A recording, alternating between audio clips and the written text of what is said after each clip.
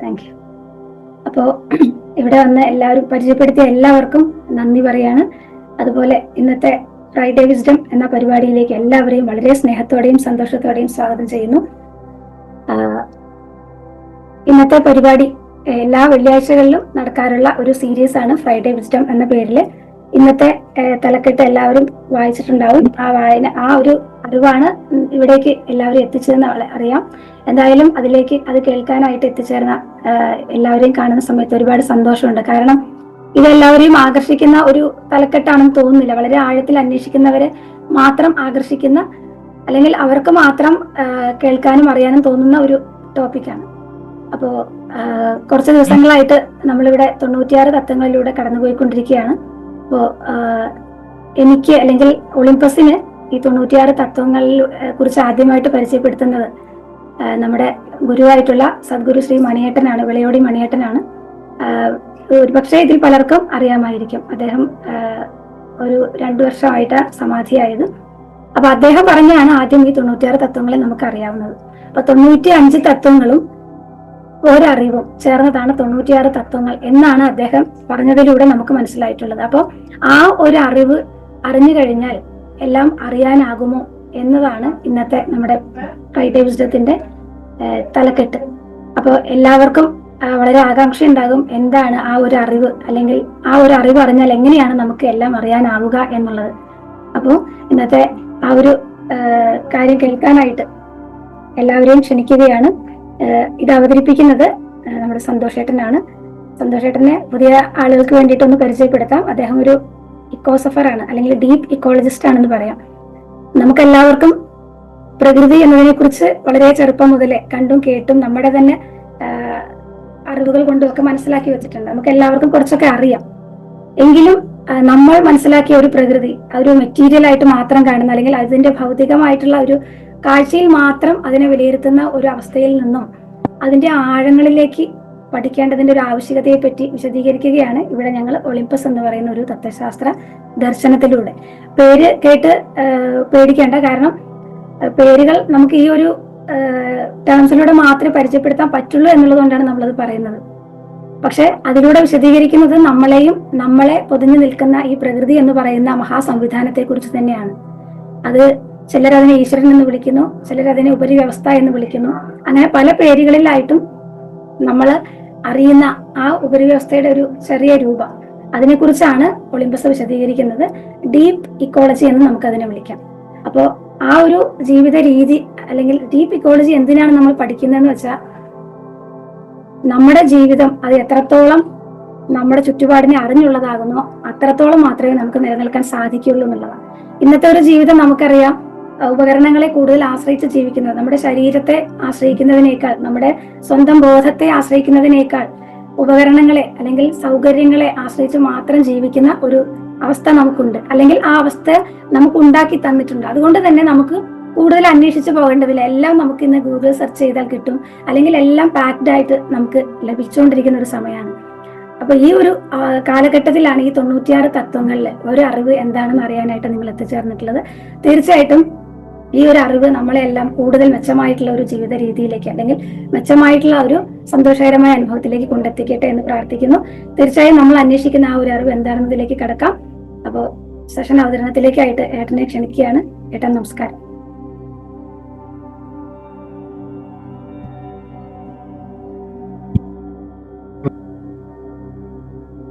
എല്ലാവർക്കും നമസ്കാരം. എപ്പോഴും പറയുന്നത് പോലെ തന്നെ ഒരിക്കൽ കൂടെ പറയട്ടെ, മുഖമുള്ളവർക്ക് നമസ്കാരം, മുഖമേ ഇല്ലാത്തവർക്ക് നല്ല നമസ്കാരം.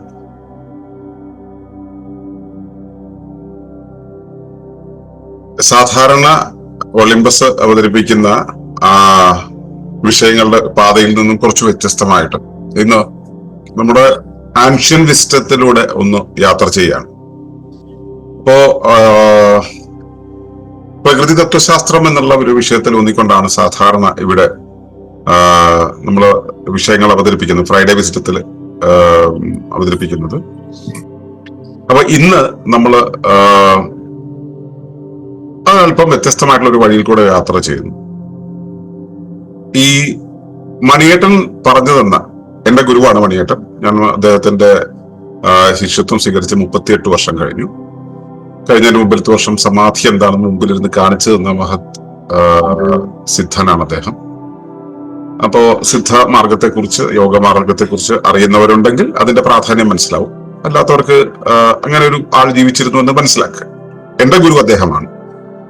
അപ്പോ അദ്ദേഹം നമുക്ക് സിദ്ധവിദ്യ പഠിപ്പിച്ചു തന്നപ്പോ അദ്ദേഹത്തിന് അറിയാവുന്ന ഒരുപാട് ഏരിയകളുണ്ട്. കളരി, മറ്റേ ചിലമ്പാട്ടം, അതുപോലെ അടിമുറൈ, അതുപോലെ തന്നെ മർമ്മവിദ്യ, സിദ്ധ വൈദ്യം തുടങ്ങിയ ഒട്ടേറെ ഏരിയകളിൽ അദ്ദേഹം പ്രാവീണ്യം കാണിച്ചിട്ടുള്ള ഒരു വ്യക്തിത്വമാണ്.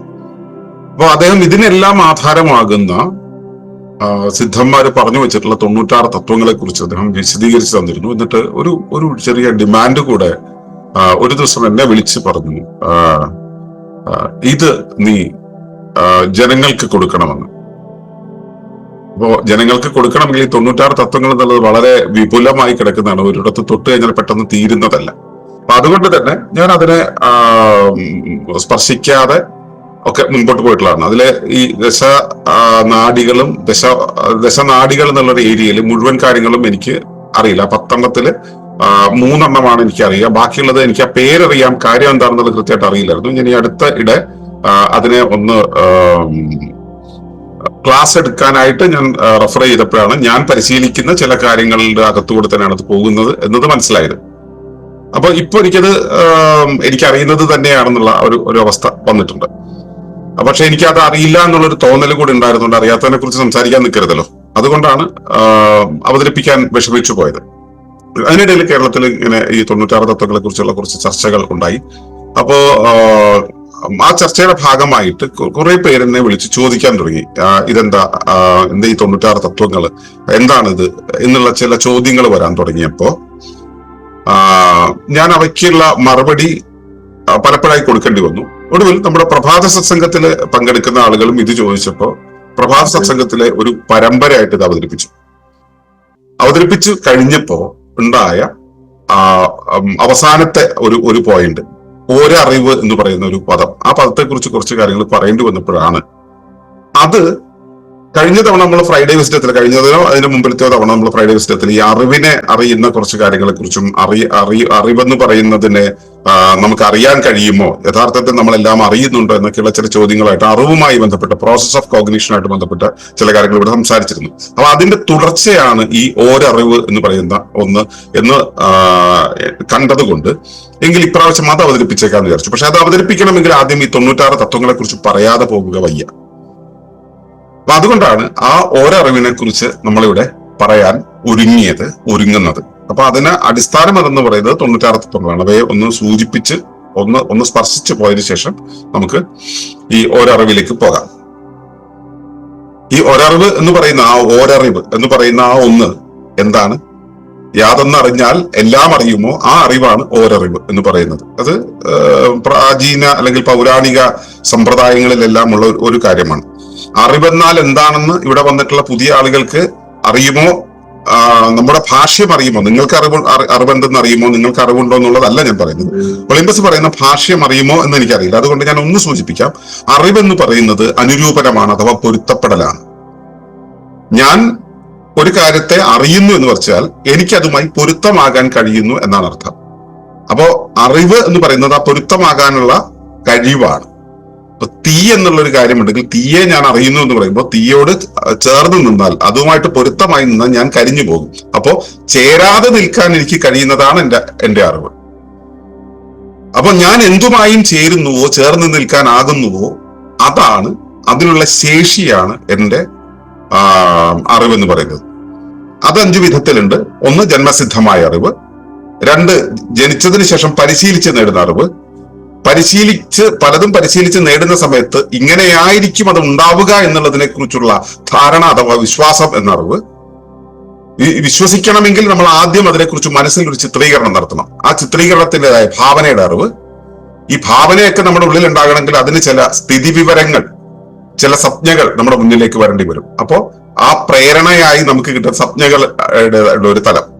അപ്പൊ യഥാർത്ഥ അറിവ് എന്ന് പറയുമ്പോൾ ജന്മസിദ്ധമായി കിട്ടുന്നതാണ്. പിന്നെ പരിശീലനം കൊണ്ട് കിട്ടുന്നത് പലതവണ പരിശീലനങ്ങളിലൂടെ കടന്നു പോകുന്ന സമയത്ത് നമുക്കുണ്ടായ ഒരു അറിവ് വെച്ചിട്ട് അടുത്തൊരു കാര്യം കേൾക്കുമ്പോൾ അത് ഇങ്ങനെ ആയിരിക്കാം തോന്നുന്ന വിശ്വാസം, ഭാവന, പ്രേരണ.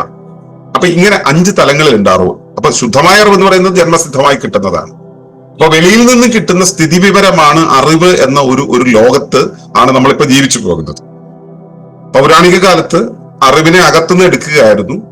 ഇപ്പോ നമ്മൾ പുറത്തുനിന്ന് എടുക്കുകയാണ് ചെയ്യുന്നത്. പുറത്തുനിന്ന് അറിവ് എടുക്കുന്ന സമയത്ത് അകത്തുള്ള അറിവ് അടഞ്ഞു പോകും. അപ്പോ ഈ ഒരു അറിവുണ്ടല്ലോ, ഇതിൽ എവിടെയാണ് നമ്മൾ നിൽക്കുന്നത്? നമ്മളൊരു കാര്യത്തെ അറിയുമ്പോൾ അതിനെ സമ്പൂർണ്ണമായിട്ട് അറിയണമെങ്കിൽ അത് എവിടെ നിന്നിട്ടാണ് അറിയേണ്ടത് എന്നുള്ളതെല്ലാമായിരുന്നു കഴിഞ്ഞ ദിവസങ്ങളിൽ നമ്മൾ ചർച്ച ചെയ്തു പോയത്. ഞാൻ അതിലേക്ക് കടക്കുന്നില്ല, കാരണം അതെല്ലാം യൂട്യൂബിൽ വീഡിയോസ് ആയിട്ട് കിടക്കുന്നുണ്ട്. താല്പര്യമുള്ളവർ ചോദിച്ചു കഴിഞ്ഞാൽ ലിങ്ക് തരാം, നിങ്ങൾക്ക് അത് പോയി കാണാം.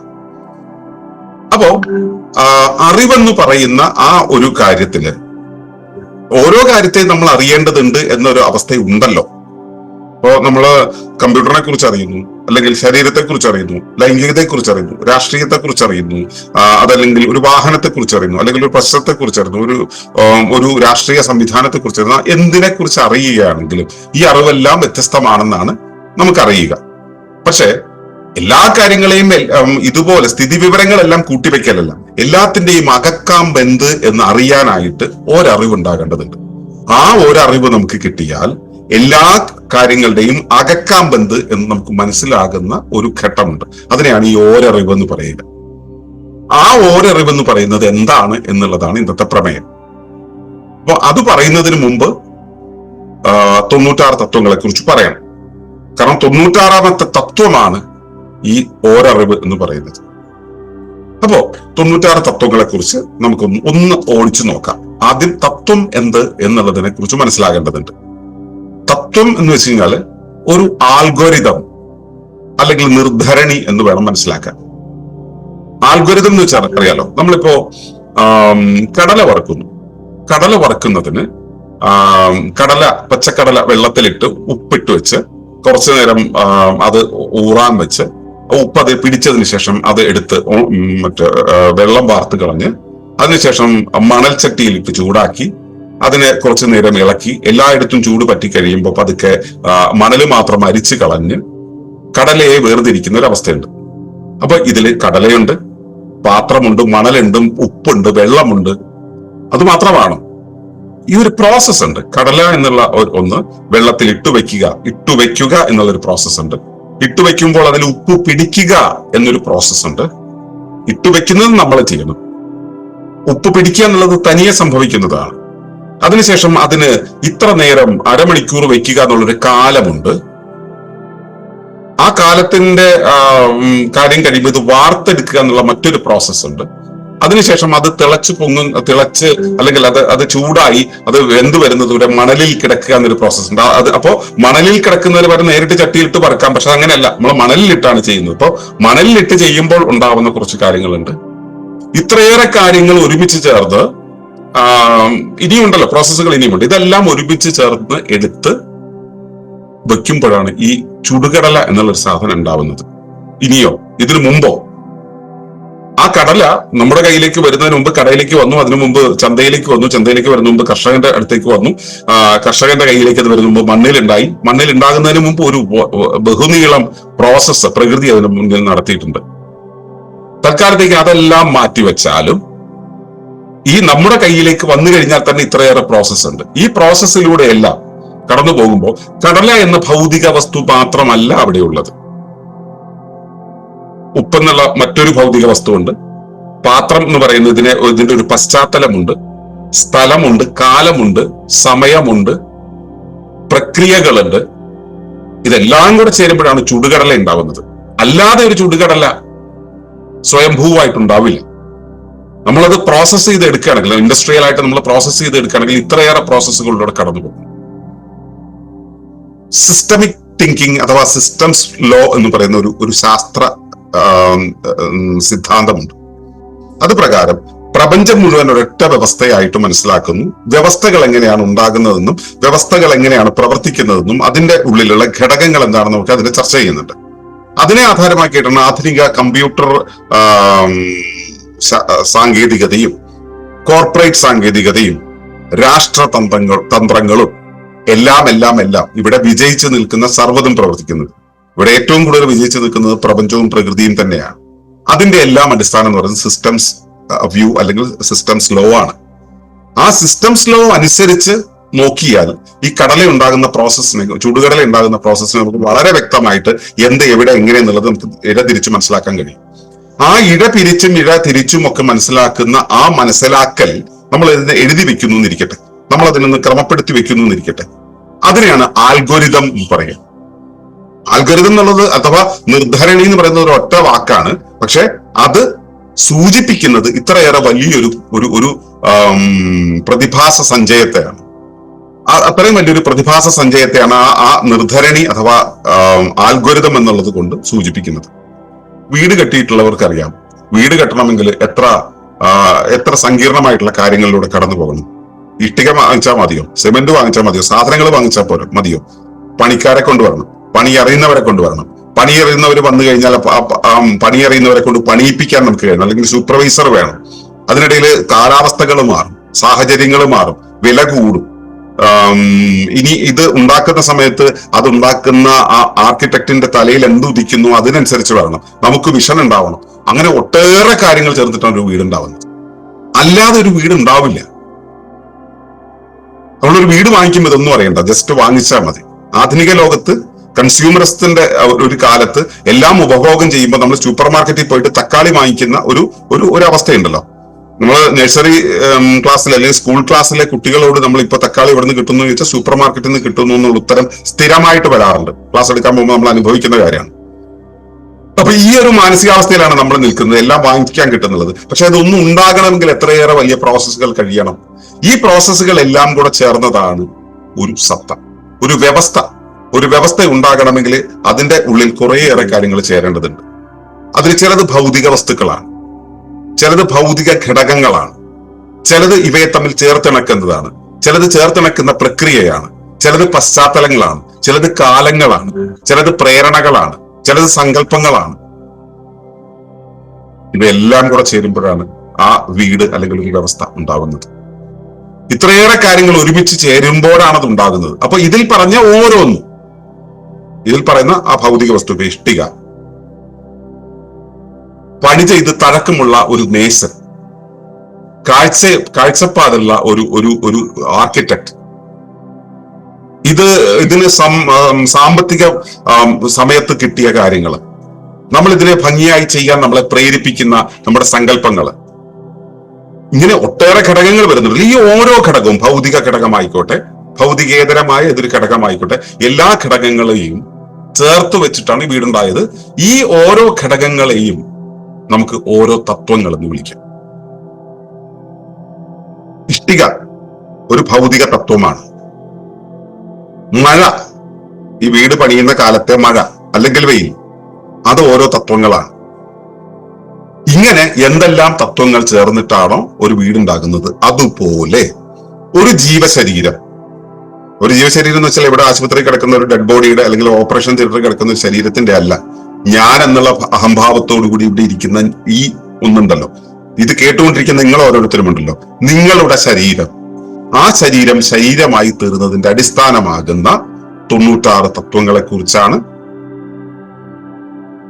പൗരാണിക അല്ലെങ്കിൽ നമ്മുടെ പാരമ്പര്യ ദാർശനികര് നമുക്ക് പറഞ്ഞു തന്നത്. അതിൽ ചില ഭേദങ്ങളുണ്ട്. ഞാനിവിടെ അവതരിപ്പിക്കുന്നത് ഗുരുമണിയേട്ടൻ എന്നെ പഠിപ്പിച്ച അല്ലെങ്കിൽ ഞങ്ങളെ പഠിപ്പിച്ച ആ ഒരു കാര്യത്തെ 96 പ്രകൃതി തത്വശാസ്ത്രത്തിന്റെ അല്ലെങ്കിൽ ഒളിമ്പസിന്റെ വീക്ഷണത്തിൽ അതെങ്ങനെയാണെന്നുള്ള വിശദീകരണമാണ്. ഇത് തന്നെ ആയുർവേദത്തിന്റെ ഭാഷ്യത്തിലേക്ക് ചില സമയത്ത് ചെറിയ ഭേദഗതികളോടെയാണ് അവിടെ ഉപയോഗിക്കുക. കളരിയുടെ ഭാഷ്യത്തിൽ ചെറിയ ഭേദഗതികളോടെ അവിടെ ഉപയോഗിക്കും. കളയുടെ ഭാഷ്യത്തിൽ അങ്ങനെ ഉപയോഗിക്കുന്നു എന്നുള്ളത് കൊണ്ട് ഇത് തെറ്റാണെന്നോ, ഇത് ഇങ്ങനെ പറയുന്നതുകൊണ്ട് അത് തെറ്റാണെന്നല്ല. ഇവയെ സംയോജിപ്പിക്കുമ്പോഴാണ് അത് അതിന്റെ പൂർണ്ണമായിട്ടുള്ള രൂപം ആവുക. ഒരു വീടിന്റെ ബ്ലൂ പ്രിന്റ് അല്ല വേറൊരു വീടിന്റെ ബ്ലൂ പ്രിന്റ്. പക്ഷെ ഇതെല്ലാം കൂടെ യഥാർത്ഥത്തിൽ ഒരു ശരീരം പ്രവർത്തിക്കുന്നത് ഇങ്ങനെയാണെന്ന് നമുക്ക് മനസ്സിലാക്കണം. അത് ഓരോ നിരീക്ഷണത്തിൽ, ഓരോ കാഴ്ചപ്പാടിൽ അവയുടെ വ്യത്യാസം ഉണ്ടാകുന്നു മാത്രം. ഈ 96 തത്വങ്ങളെ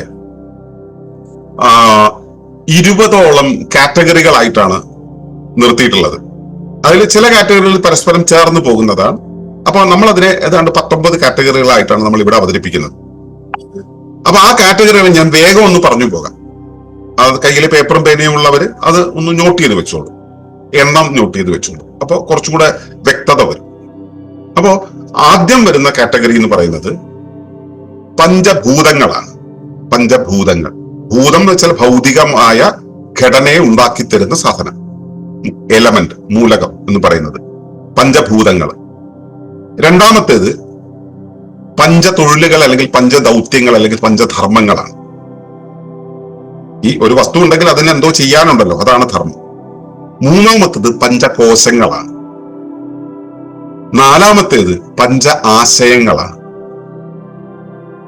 അഞ്ചാമത്തേത് പഞ്ച ഇന്ദ്രിയങ്ങളാണ്. അതിന് കൂടെ തന്നെ പഞ്ച തന്മാത്രകൾ എന്ന് കൂടെ പറയും. ഇന്ദ്രിയങ്ങളെ പ്രവർത്തിക്കാൻ കാരണമാകുന്നവയാണ് തന്മാത്രകൾ. ആറാമത്തേത് ഇവയ്ക്ക് ആധാരമാകുന്ന അന്ധക്കരണങ്ങൾ എന്ന് പറയും, അത് 5 എണ്ണം. ഏഴാമത്തേത് ത്രിഗുണങ്ങളാണ്, 3 ഗുണങ്ങൾ. എട്ടാമത്തേത് ത്രിമലങ്ങളാണ്. 9ാമത്തേത് കർമ്മേന്ദ്രിയങ്ങളാണ്. 10ാമത്തേത് നമ്മളെ സ്വാധീനിച്ചു കൊണ്ടുപോകുന്ന അഷ്ടരാഗങ്ങളാണ്. 11 പറയുന്നത് നമ്മുടെ ശരീരത്തിന്റെ, നമ്മളൊരു സൈഗോട്ടായിട്ട് ഫോം ചെയ്തതിനു ശേഷം നമ്മളെ ഇവോൾവ് ചെയ്യല, നമ്മളൊരു പൂർണ്ണ മനുഷ്യനായിട്ട് ഇവോൾവ് ചെയ്യല, ആ പരിണാമത്തിന്റെ ഘട്ടങ്ങളായിട്ടുള്ള ഷഡാധാരങ്ങളാണ്. 12ാമത്തേത് ഇതിൽ തന്നെ ഷഡാധാരങ്ങൾ ഡെവലപ്പ് ചെയ്ത് വരുന്നതിൽ നമുക്കുണ്ടാകുന്ന മണ്ഡലങ്ങളുണ്ട്, പ്രവർത്തന മണ്ഡലങ്ങളാണ്. 13ാമത്തേത് ഈ മണ്ഡലങ്ങളിൽ ഊന്നിക്കൊണ്ട് എല്ലായിടത്തേക്കും ഊർജ വിതരണം നടത്തുന്ന ദശനാഡികളാണ്.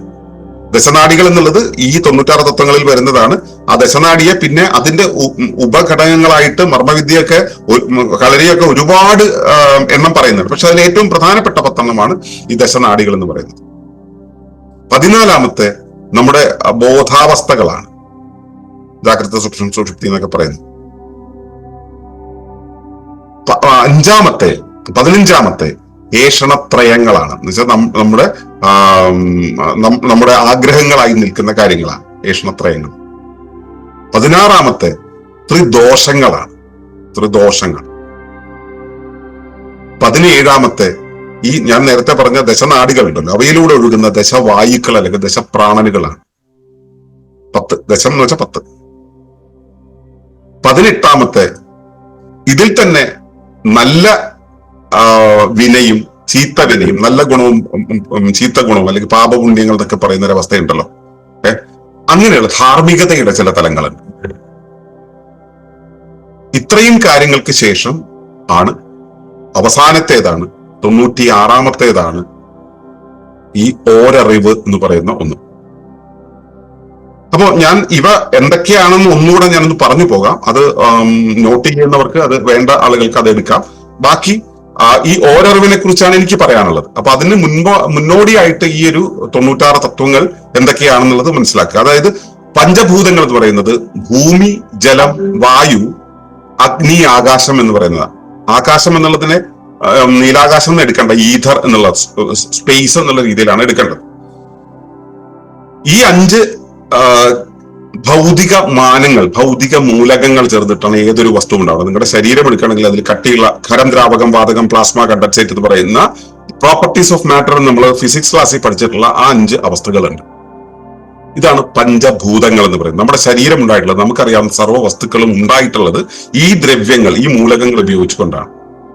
പക്ഷെ അതെങ്ങനെയാണ് ഉണ്ടായിട്ടുള്ളത്? നിങ്ങളുടെ ശരീരം എന്തുകൊണ്ടാണ് ഇങ്ങനെ ആയിട്ടുള്ളത്? നിങ്ങളുടെ കൈകൊണ്ട് നടക്കാൻ പാകത്തിലല്ലോ, കൈകൊണ്ട് എടുക്കാൻ പാകത്തിലല്ലേ ഉണ്ടായിട്ടുള്ളത്? വായ നിങ്ങൾ കൊടുക്കുന്ന ഭക്ഷണം എടുക്കാൻ പാകത്തിലല്ലേ, ഒരു ദ്വാരം മാത്രമല്ലേ ഉണ്ടായിട്ടുള്ളൂ, അതുകൊണ്ട് കാണാൻ പറ്റില്ലല്ലോ. അപ്പോ ഇവയെല്ലാം ചില പ്രത്യേക രീതിയിലെ കാര്യങ്ങൾ ചേർത്ത് വെച്ചുകൊണ്ടാണ് ഉണ്ടായിട്ടുള്ളത്. ഓക്കെ, അപ്പോ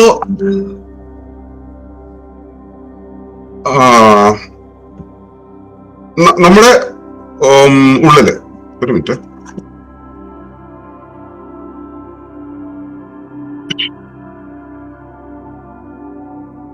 നമ്മുടെ ഉള്ളില് ഈ പഞ്ചഭൂതങ്ങളും അണിയിച്ചൊരുക്കുന്നതിനായിട്ട് നമുക്ക് ചില ധർമ്മങ്ങൾ ഉണ്ട്.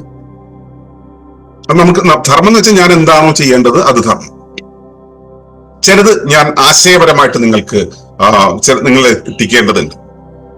നിങ്ങളിലേക്ക് ഞാൻ ആശയം എത്തിക്കുന്നു, അതിന് ഞാൻ ഉപയോഗിക്കുന്നതാണ് വചനം. ഞാൻ നിങ്ങൾക്ക് ചിലത് തരേണ്ടതുണ്ട്. അതായത് ആശയം, എന്റെ ഉള്ളിലെ ആശയവും നിങ്ങളുടെ ഉള്ളിലെ ആശയം സമീകരിക്കാൻ വേണ്ടിയിട്ടാണ് ആശയ സമാധാനം എന്ന് പറയാം, സമാധാനം എന്ന് പറയാം. ആശയം സമാധാനത്തിലാക്കാൻ വേണ്ടിയാണ് വചനമെങ്കിൽ എന്റെ കയ്യിലുള്ള വസ്തുക്കൾ നിങ്ങളിലേക്ക് തരാനാണ് ദാനം എന്ന് പറയുന്നത്.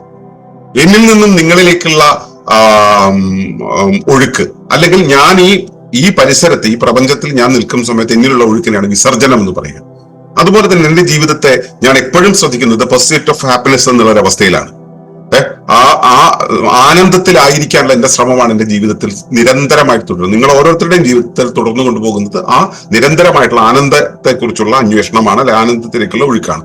അപ്പൊ ആനന്ദം എന്നുള്ളത് അതുപോലെ ഒന്നാണ് ഗമനം എന്ന് പറയുന്നത്. വംശ സമീകരണത്തിന് വേണ്ടിയിട്ടുള്ളതാണ് ഗമനം എന്ന് പറയുന്നത്. അപ്പൊ ഈ പഞ്ചധർമ്മങ്ങൾ അല്ലെങ്കിൽ പഞ്ചതൊഴിലുകൾ എന്ന് പറയാം, ഈ പഞ്ചതൊഴിലുകളാണ് നമ്മളെ സംബന്ധിച്ചിടത്തോളം ഈ ശരീരത്തെ ഇങ്ങനെ കോൺസ്റ്റിറ്റ്യൂട്ട് ചെയ്യാനുള്ള കാരണം. അപ്പോ 5 ഭൂതങ്ങളായി, 5 ധർമ്മങ്ങളായി. ഇനി പഞ്ചകോശങ്ങൾ എന്ന് പറയുന്നത് ഈ ഉണ്ടായിട്ടുള്ളതെല്ലാം തന്നെ പല ലെയറുകളായിട്ടാണ് ഉണ്ടായിട്ടുള്ളത്. അതിൽ ഒന്ന്, നമ്മൾ കഴിക്കുന്ന ഭക്ഷണത്തിൽ നിന്നും ഭൗതികമായ ശരീരം ഉണ്ടാകുന്നതാണ് അന്നമയ കോശം എന്ന് പറയുന്നത്. ഈ ശരീരം ഉണ്ടായിക്കഴിഞ്ഞാൽ, അന്നമയ കോശം എന്നുള്ള ഭൗതിക ശരീരം ഉണ്ടായിക്കഴിഞ്ഞാൽ, ഭൗതിക ശരീരത്തെ അതിന്റെ ധർമ്മങ്ങൾ നടപ്പിലാക്കാൻ ചില പ്രവർത്തനങ്ങളിലൂടെ കൊണ്ടുപോകണം. ആ പ്രവർത്തനങ്ങളെ നിയന്ത്രിക്കുന്ന ആസൂത്രകാരകനാണ് മനോമയ കോശം എന്ന് പറയുന്നത്, മനസ്സെന്ന് പറയുന്നത്. ഈ മനസ്സ് കൊണ്ട് ആസൂത്രണം നടക്കുമ്പോൾ അതിന്റെ പ്രവർത്തനങ്ങൾ നടക്കണമെങ്കിൽ അതിന് ഒരു പ്രേരക ശക്തി വേണം, മോട്ടീവ് ഫോഴ്സ്, ഇലക്ട്രോമോട്ടീവ് ഫോഴ്സ് എന്ന് പറയുന്ന ഒരു മോട്ടീവ് ഫോഴ്സ് വേണം. അതാണ് പ്രാണമയ കോശം എന്ന് പറയുന്നത്. ഈ പ്രാണമയ കോശം കൊണ്ട് അത് മുൻപോട്ട് പോകുമ്പോൾ എവിടേക്കാണ് പോകേണ്ടത് എന്നുള്ള ഒരു തിരിച്ചറിവ് വേണം. അതിനാണ് വിജ്ഞാനമയ കോശം എന്ന് പറയുന്നത്.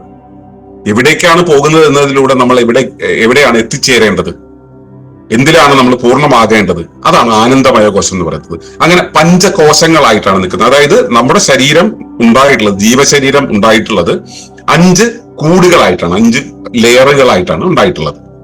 ഓക്കെ, അപ്പോ അടുത്തതായിട്ട് അപ്പോ പഞ്ചഭൂതങ്ങള്, പഞ്ചധർമ്മങ്ങള്, ഓരോന്ന് കൂട്ടിക്കോളൂ. പഞ്ചഭൂതങ്ങള്, പഞ്ചധർമ്മങ്ങള്, പഞ്ചകോശങ്ങള്. ഇനിയോ 5 ആശയങ്ങൾ വരുന്നുണ്ട്. ഈ പഞ്ചാശയം എന്ന് പറയുന്നത് ഒന്ന് ആമാശയം. അത് ആശയം എന്ന് പറയുന്ന സംഭവം ഇതാണ്. ജലാശയം എന്ന് പറഞ്ഞ് കേട്ടില്ലേ? ജലാശയം എന്ന് പറയുന്നത് പോലെ സംഭരണികളാണ്. അതായത് നമ്മുടെ ഉള്ളിൽ നമ്മളൊരു കുഴൽ പോലെയാണ്. പ്രപഞ്ചത്തിനകത്ത്, പ്രകൃതിയുടെ അകത്ത്, നമ്മുടെ പരിസ്ഥിതിയിൽ നമ്മൾ ഒരു സത്തയായിട്ട് നിൽക്കുമ്പോൾ പരിസ്ഥിതി നമ്മളിലൂടെ ഒഴുകുകയും നമ്മൾ പരിസ്ഥിതിയിലൂടെ ഒഴുകുകയും ചെയ്യുന്നുണ്ട്. അതിലൂടെയാണ് നമ്മുടെ സത്തയുടെ, അല്ലെങ്കിൽ നമ്മുടെ നാം എന്ന വ്യവസ്ഥയുടെ പുറത്തു നിന്നും വേണ്ടുന്നത് സ്വീകരിച്ച് നമ്മുടെ ശരീരത്തിൽ കുറച്ചു കാലം അത് നിലനിർത്തി അത് വെളിയിലേക്ക് തള്ളുന്നതുകൊണ്ടാണ് പുതിയ കോശങ്ങൾ ഉണ്ടാകുന്നതും നമ്മൾ ഇവിടെ നിലനിന്ന് പോവുകയും ചെയ്യുന്നത്. ആ കുറച്ചു കാലം സംഭരിക്കുന്ന ഒരു അവസ്ഥയുണ്ടല്ലോ, അതിനെ ആശയം എന്ന് പറയാം. ആദ്യത്തേത് ഉണ്ടാകുന്നത് ആമാശയം എന്നുള്ള രൂപത്തിലാണ്. നമ്മുടെ ഭക്ഷണം കഴിക്കുന്നത് നമ്മുടെ ആമാശയം എന്നുള്ളത്. അതിനെ ദഹിപ്പിച്ചെടുക്കുക എന്നുള്ളതാണ് ക്വാശയം. അതിൽ ആവശ്യത്തിലും കവിഞ്ഞു വരുന്നതോ നമ്മുടെ ശരീരത്തിൽ ഒഴിവാക്കേണ്ടതോ ആയിട്ടുള്ള കാര്യങ്ങളെ നമ്മൾ എടുക്കുന്നതാണ് മലാശയം എന്ന് പറയുന്നത്.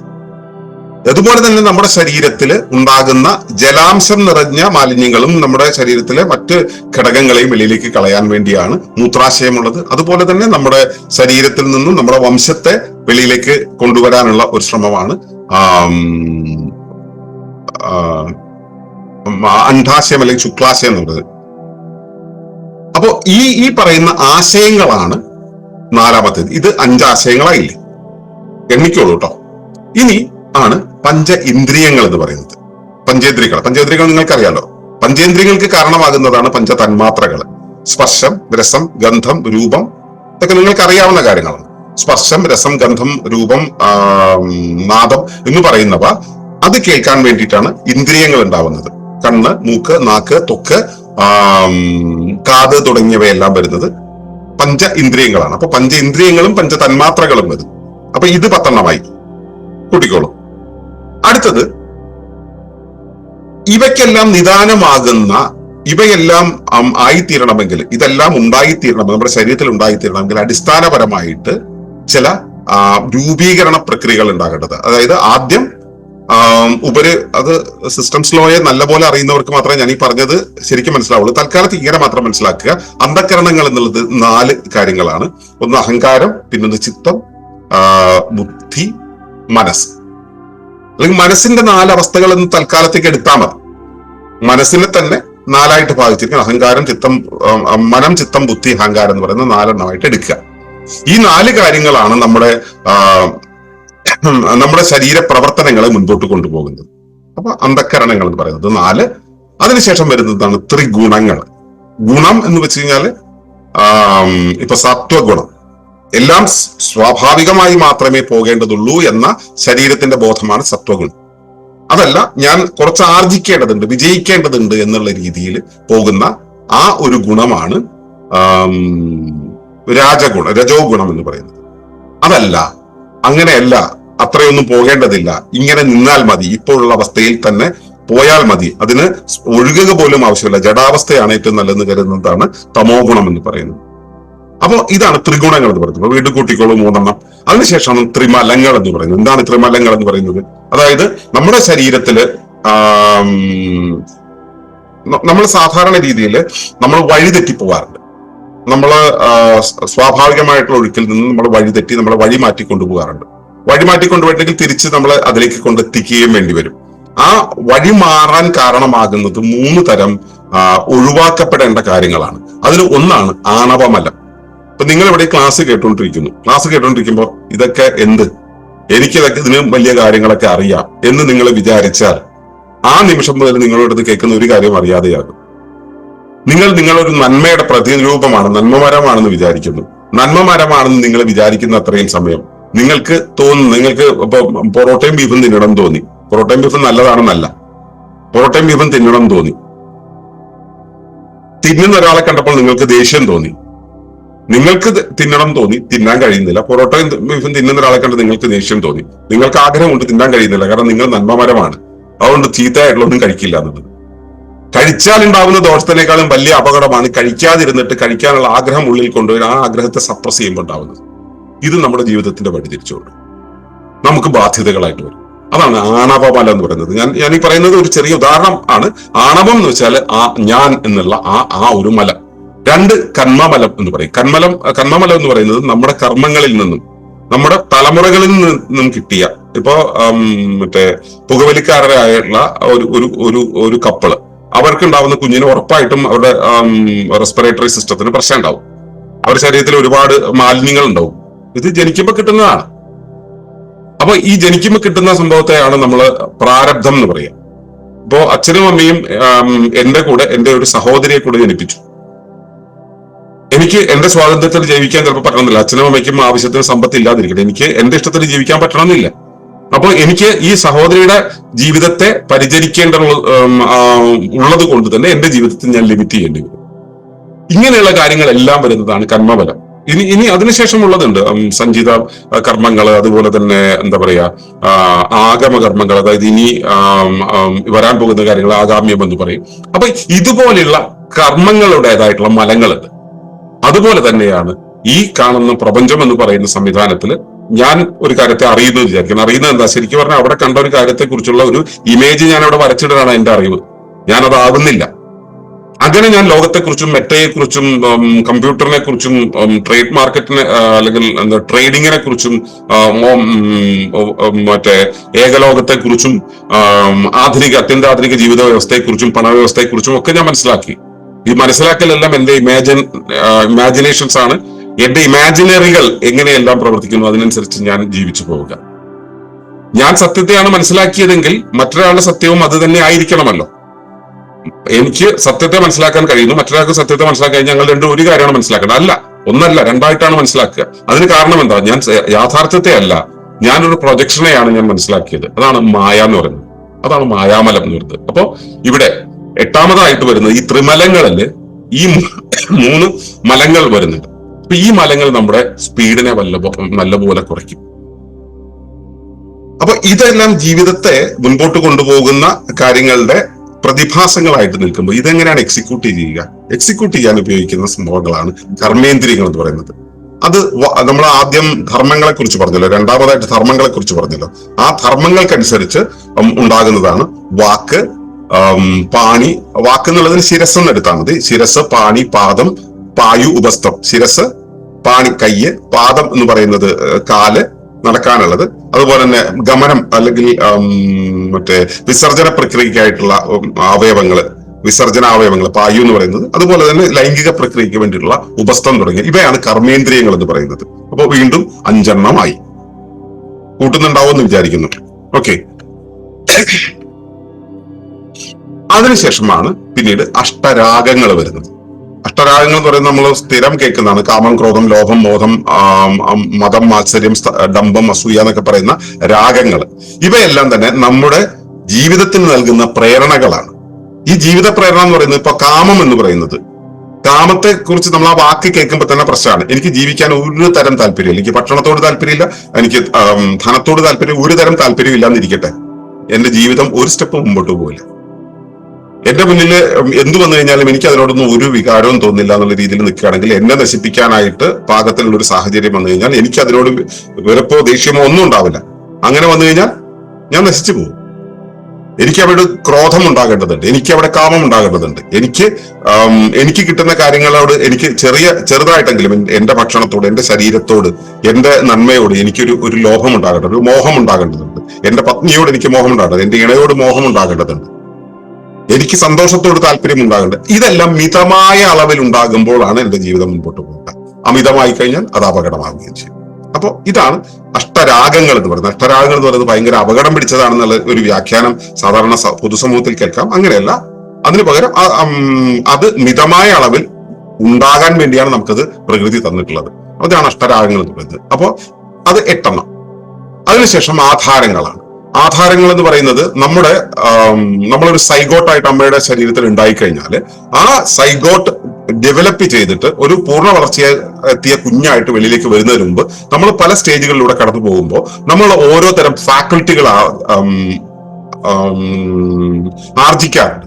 ആ ഫാക്കൽറ്റികളെയാണ് നമ്മൾ സാധാരണ രീതിയിൽ ഈ എന്താ പറയാ ആധാരങ്ങൾ എന്ന് പറയുന്നത്. അത് മൂലാധാരം, സ്വാധിഷ്ഠാനം, മണിപൂരകം, അനാഹതം, വിശുദ്ധി,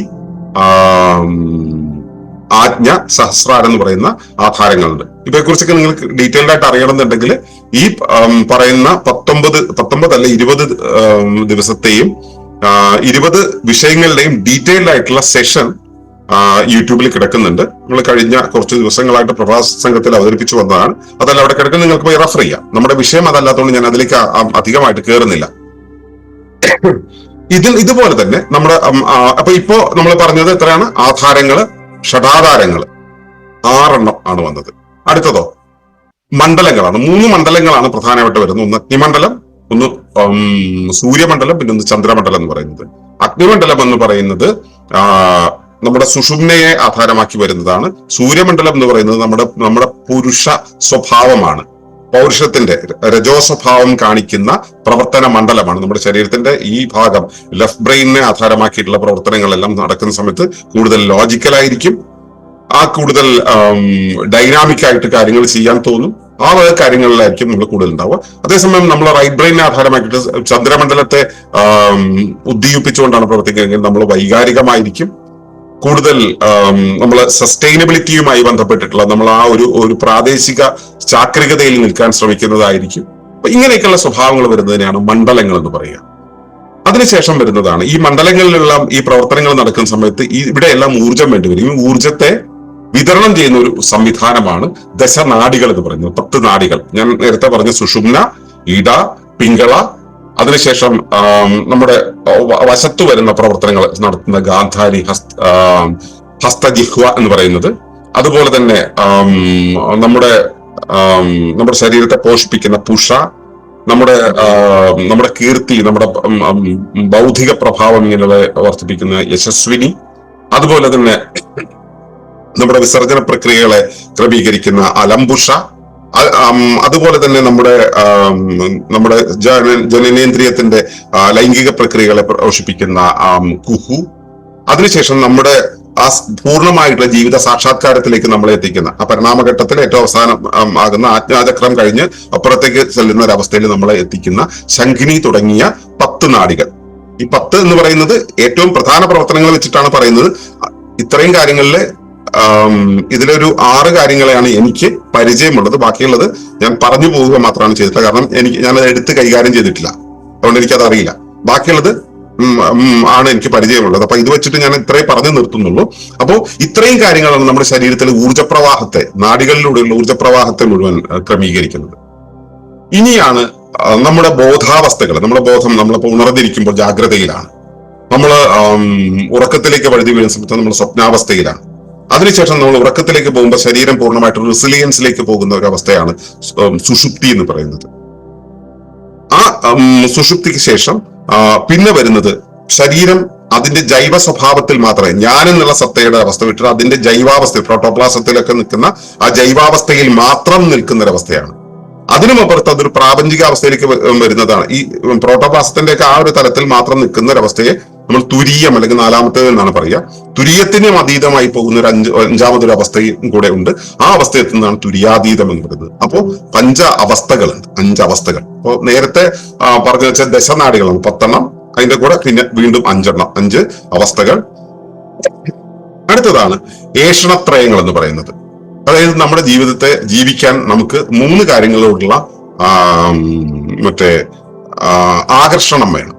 ഒന്ന്, എന്റെ ജീവസന്ധാരണത്തിന് ആവശ്യമായിട്ടുള്ള സമ്പത്ത് അല്ലെങ്കിൽ വിഭവങ്ങൾ ആവശ്യം, അതാണ് അർത്ഥേഷണ എന്ന് പറയുന്നത്.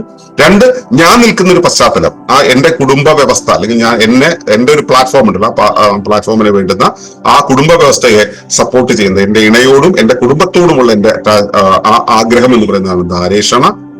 അതിനുശേഷം എന്റെ വംശങ്ങളിലൂടെ ഞാൻ എന്റെ ജീവിത പ്രക്രിയ തുടർന്നു കൊണ്ടുപോകുന്നതാണ് പുത്രേഷണ എന്ന് പറയുന്നത്. ഈ 3 ഏഷണത്രയങ്ങൾ എന്ന് പറയുന്നത് 3.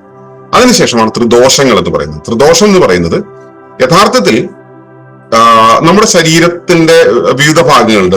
നമ്മുടെ ശരീരത്തിലെ ബേസിക് ആയിട്ട് ഭക്ഷണത്തിൽ നമുക്ക് രസമുണ്ടാകുന്നു, ആ രസങ്ങൾ ധാതുക്കളായിട്ട് മാറുന്നു, അത് രക്തധാതുവായിട്ട് മാറുന്നു, പിന്നെ മാംസധാതുവായിട്ട് മാറുന്നു, മേധധാതുവായിട്ട് മാറുന്നു. ഇങ്ങനെ പല ധാതുക്കളായിട്ട് മാറുന്ന ഒരവസ്ഥയുണ്ട്.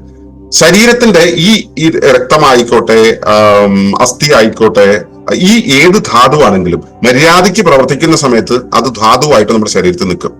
മര്യാദകേട് സംഭവിക്കുമ്പോൾ, അതായത് നമ്മൾ ക്രമത്തിലല്ല ഭക്ഷണം കഴിക്കുന്നത്, ശരിയായ വിശ്രമമില്ല, ശരിയായ വ്യായാമമില്ല എന്നുള്ള അവസ്ഥയിലേക്ക് പോകുമ്പോൾ ഇവയിൽ അപജയം ഉണ്ടാവും. അപ്പോൾ അത് ചില മാലിന്യങ്ങളെ പ്രൊഡ്യൂസ് ചെയ്യും. ആ മാലിന്യങ്ങളാണ് അല്ലെങ്കിൽ അപ്പോൾ വന്നു ചേരുന്ന ദോഷങ്ങളാണ് ത്രിദോഷങ്ങൾ. അത് സാധാരണ രീതിയിൽ വാദം, പിത്തം, കഫം എന്നുള്ള രൂപത്തിലാണ്. ഇത് നിങ്ങൾ എല്ലാവരും കേട്ടിട്ടുണ്ടാവും, ആയുർവേദ ചികിത്സയിലും ഒക്കെ സ്ഥിരം ഉപയോഗിക്കുന്നതാണ്. അപ്പോൾ 3 ദോഷങ്ങൾ. ഇനി ഞാൻ നേരത്തെ പറഞ്ഞ ദശനാഡികളിലൂടെ ഒഴുകുന്ന ദശവായുക്കളുണ്ട്. അപ്പൊ ഈ വായുക്കളെ കുറിച്ച് നമ്മൾ പറയുകയാണെങ്കിൽ, നമ്മൾ ശ്വസിക്കുന്ന ഈ വായു എന്ന് പറയുന്നത് പ്രാണൻ എന്നുള്ള അർത്ഥത്തിൽ എടുത്താൽ മതി. വായു അറിയാലോ, ഒരു വലിയ ട്രെയിൻ നിർത്തണമെങ്കിലും വായുവിന്റെ പ്രഷർ കൊണ്ടാണ് നിർത്തുക. പല നമ്മൾ ഈ വലിയ ലോറികളൊക്കെ ഓടുന്നതിനും ഒക്കെ, ഈ ഓടുന്നതിനല്ല, ഓട്ടം നിർത്താനും അങ്ങനെയുള്ള കാര്യങ്ങൾക്കെല്ലാം ഡോറ് തുറക്കാൻ, അതുപോലെ തന്നെ വലിയ കുഴികൾ കുഴിക്കാൻ, ഈ കംപ്രസർ വർക്ക് ചെയ്യാനൊക്കെ വായുവാണ്. അപ്പൊ വായുവിന് ഭയങ്കര ഈ മോട്ടീവ് ഫോഴ്സ്. ആ മോട്ടീവ് ഫോഴ്സ് എന്നുള്ളത് യഥാർത്ഥത്തിൽ യൂണിവേഴ്സിന് മൊത്തത്തിൽ ഒരു ചലന സ്വഭാവമുണ്ട്. ആ ചലന സ്വഭാവത്തെ നമ്മൾ പ്രേരിപ്പിക്കുന്നത്, നമ്മിലേക്ക് എത്തിക്കുന്നത് നമ്മൾ ശ്വസിക്കുന്നതിലൂടെയാണ്. നമ്മുടെ പൊതുധാരണ എന്ന് വെച്ചാൽ നമുക്ക് ഊർജ്ജം കിട്ടുന്നത് മറ്റു പെട്രോൾ വണ്ടി ഓടുന്നത് പോലെ നമ്മൾ ഭക്ഷണം കഴിച്ചാൽ നമുക്ക് ഊർജ്ജം കിട്ടുന്നതാണ്. ഭക്ഷണം ഒരു ഊർജ്ജ സഞ്ചാലനത്തെ സഹായിക്കുന്ന ഒരു കാരിയറാണ്. പക്ഷെ നമ്മുടെ ഉള്ളിലേക്ക് യഥാർത്ഥത്തിലുള്ള മോട്ടീവ് ഫോഴ്സ് ഉണ്ടാവുന്നത് അയണൈസ്ഡ് ഓക്സിജൻ ഉള്ളിലേക്ക് ചെലുത്തുമ്പോഴാണ്. അത് മാത്രമാണോ? അല്ല. യൂണിവേഴ്സൽ ഡൈനാമിസം എന്ന് പറയുന്നത്, പ്രപഞ്ച ചലനാത്മകതയെ നമ്മുടെ ഉള്ളിലേക്ക് കൊണ്ടുവരുന്നതാണ് ഈ പ്രാണൻ എന്ന് പറയുന്നത്. അപ്പൊ ഈ പ്രാണൻ എന്ന് പറയുന്നത് തന്നെ പല ഘട്ടങ്ങളിലായിട്ട് നിൽക്കുന്നുണ്ട്. അതായത് ഇവിടെ നിന്ന് മുകളിലേക്ക് പോകുന്നത് പ്രാണൻ, ഈ മുകളിലുള്ള പ്രവർത്തനങ്ങൾ, താഴെയുള്ള വിസർജന പ്രക്രിയ ചെയ്യുന്നത് അപാനൻ, നമ്മുടെ വശങ്ങളിൽ നമ്മുടെ ദഹന പ്രക്രിയ, നമ്മുടെ മറ്റ് കാര്യങ്ങളെല്ലാം നടത്തുന്നത് സമാനൻ. അതുപോലെ തന്നെ നമ്മുടെ പ്രകടനം, എന്റെ പ്രവർത്തനപരമായിട്ടുള്ള ഔട്ട്പുട്ടുകളെല്ലാം കാണിക്കുന്നതിനെയാണ് ഉദാനൻ എന്ന് പറയുക. അതുപോലെ തന്നെ ശരീരത്തിലെ രക്തചംക്രമണം, അതുപോലെ തന്നെ ഓക്സിഡൈസേഷൻ, ഇങ്ങനെയുള്ള കാര്യങ്ങളെല്ലാം നടത്തിക്കൊണ്ടു പോകുന്ന വ്യാനൻ. ഇങ്ങനെ 5 പ്രാണനുകളായിട്ട് നിൽക്കുന്നു. ഇവയ്ക്കെല്ലാം തന്നെ 5 ഉപപ്രാണനുകളുമുണ്ട്.